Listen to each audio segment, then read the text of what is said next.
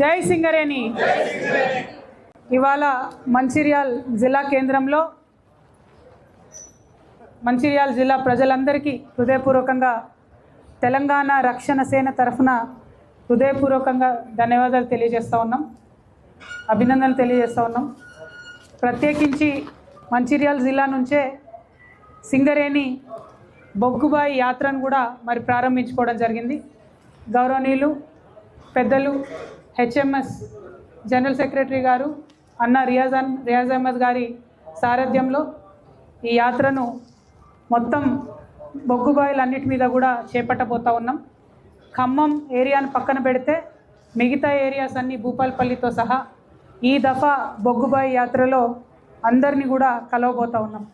మరి ప్రధానంగా ఇవాళ తెలంగాణ రక్షణ సేన అనేటటువంటి ఒక కొత్త ప్రాంతీయ పార్టీని ఈ రాష్ట్రంలో ప్రారంభించుకోవడం జరిగింది. ప్రజలందరి ఆశీస్సులతోని ఏప్రిల్ 25వ తారీఖు నాడు మేము పార్టీని ప్రకటించుకోవడం జరిగింది. మరి పార్టీని ప్రకటించుకున్న తర్వాత రైతులకు సంబంధించి అనేక అంశాలను టేకప్ చేయడం జరిగింది. విద్యార్థులకు సంబంధించి స్కూల్ ఫీజుకి సంబంధించి అనేక అంశాలను టేకప్ చేయడం జరిగింది. నిరంతరం ఏప్రిల్ 25 నాడు పార్టీ ఆవిర్భావం జరిగితే నిరంతరం ప్రజల్లో ఉంటూ రైతుల సమస్య దగ్గర నుంచి మొదలు పెడితే అనేక సమస్యల మీద కూడా పోరాటం చేస్తూ వస్తూ ఉన్నాం. మరి ఈ సందర్భంలో సింగరేణి మనోళ్ళు సైలెంట్గా ఉండండి, సాగర్ బాబు అందరికీ మనోళ్ళలో లెక్క ఉంది. ప్రెస్ మిత్రులకు ఎవరికైనా చైర్స్ లేకపోతే చూసుకోండి, ఇక్కడ ముంగటోళ్ళకి లేవు, మరి కూర్చుంటారేమో వీళ్ళు, చూడండి కొంచెం మన వాళ్ళు మాట్లాడకండి. తెలంగాణ రాష్ట్రాన్ని ఒక్కసారి మనందరం కూడా ఆలోచన చేసుకున్నట్టయితే ఈ రాష్ట్రంలో ప్రభుత్వ ఉద్యోగాలు విద్యతో ఎటువంటి సంబంధం లేకుండా అత్యధికంగా ఇచ్చినటువంటి ఏకైక సంస్థ సింగరేణి సంస్థ. ఇప్పటిక ప్రపంచ బ్యాంకుకి దాసోహం అనేటటువంటి విధానాలు అయితే ఏంటిది, వీటన్నిటితోని సింగరేణిలో ఉన్నటువంటి కార్మికుల సంఖ్యను తగ్గించుకుంటూ రావడం జరిగింది. సరే, కొత్త కొత్త మెషిన్లు వచ్చినాయి, వాటిని వాడాల్సిందే, బొగ్గును తీసుకోవాల్సిందే, అందులో తప్పులేదు. కానీ మన దగ్గర ఉన్నటువంటి భూమి యొక్క సందర్భాన్ని, దాని పరిస్థితిని, దాని జాగ్రఫీని అర్థం చేసుకుంటే తెలంగాణ ప్రాంతంలో ఓపెన్ కాస్ట్లతో ఎంత బొగ్గు తీయొచ్చో అండర్ గ్రౌండ్లో కూడా అంతకంటే ఎక్కువ తీయొచ్చు అనేటటువంటి విషయం మనం చేసినటువంటి పరిశీలన ద్వారా, గత అనుభవాల ద్వారా కూడా మనకు తెలుస్తూ ఉన్నది. ఇవాళ హెచ్ఎంఎస్ కానీ తెలంగాణ రక్షణ సేన కానీ కోరుకునేది ఒకటే, ఒక పక్క ఓపెన్ కాస్ట్లో ఉంటూ మనం మార్కెట్లో కాంపిటీషన్ ఇస్తూ సంస్థకు కావాల్సినటువంటి బొగ్గును ఉత్పత్తి చేస్తూనే అండర్ గ్రౌండ్ మైన్స్ని కూడా అంతే సరిసమానంగా నడపాలి. దానితోని అనేక మంది తెలంగాణ యువతీ యువకులకు ఉద్యోగం ఇచ్చేటటువంటి ఆస్కారం ఉంటుంది. కాబట్టి అండర్ గ్రౌండ్ మైన్స్ని కూడా మనం కొత్త కొత్త వాటిని ఐడెంటిఫై చేసుకోవడం, వాటిని ఓపెన్ చేసుకోవడం అనేటటువంటిది ప్రధాన బాధ్యతగా పెట్టుకోవాలి. మరి అలా టీఆర్ఎస్ పార్టీ పెట్టినాం కాబట్టి మా బొగ్గుబాయిలో దిగుతున్నటువంటి గని కార్మికుల యొక్క ఆశీర్వాదం కోసమే ఈ బొగ్గుబాయి యాత్రను కూడా చేపట్టడం జరిగింది. బొగ్గుబాయికి సంబంధించి మరి తెలంగాణ ఉద్యమ సందర్భంలో కూడా మనం చెప్పుకునే వాళ్ళం చాలా బాధతోని, దుఃఖంతోని. మన తెలంగాణ బతికేంద్ర అంటే దుబాయి, బొంబాయి, బొగ్గుబాయి అని చెప్పుకునేటోళ్ళం.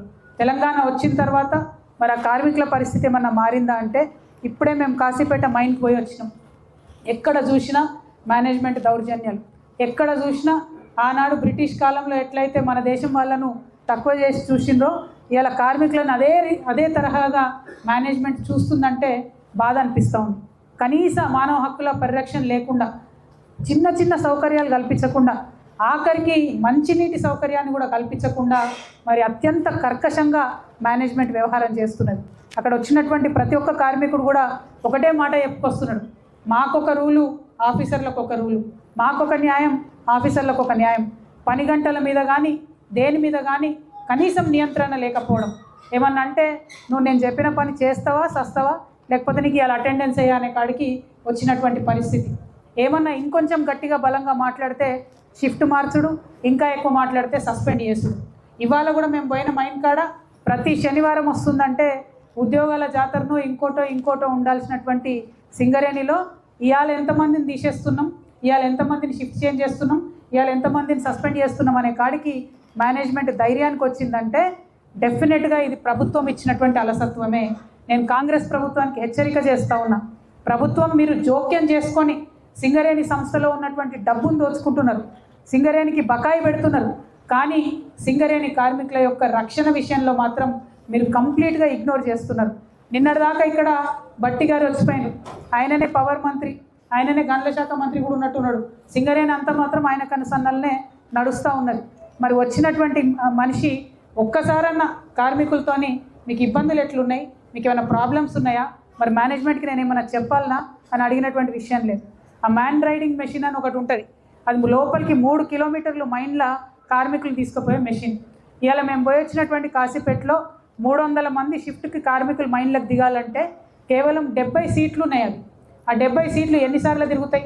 8:30 లోపల కార్మికులు లోపలికి పోవాలి, 8:30 లోపల దిగితేనే వాళ్ళకు మస్టర్ వేస్తారు, లేకపోతే వేయరు. అదే 8:30 కాగానే బంద్ చేస్తున్నారు.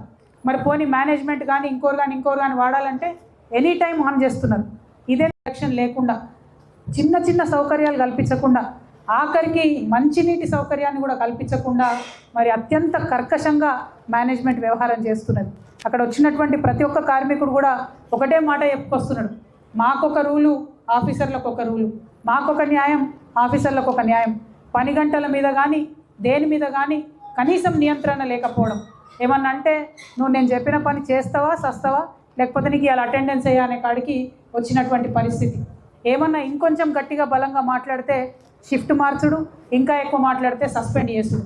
ఇవాళ కూడా మేము పోయిన మైన్ కాడ ప్రతి శనివారం వస్తుందంటే ఉద్యోగాల జాతరను ఇంకోటో ఉండాల్సినటువంటి సింగరేణిలో ఇవాళ ఎంతమందిని తీసేస్తున్నాం, ఇవాళ ఎంతమందిని షిఫ్ట్ చేంజ్ చేస్తున్నాం, ఇవాళ ఎంతమందిని సస్పెండ్ చేస్తున్నాం అనే కాడికి మేనేజ్మెంట్ ధైర్యానికి వచ్చిందంటే డెఫినెట్గా ఇది ప్రభుత్వం ఇచ్చినటువంటి అలసత్వమే.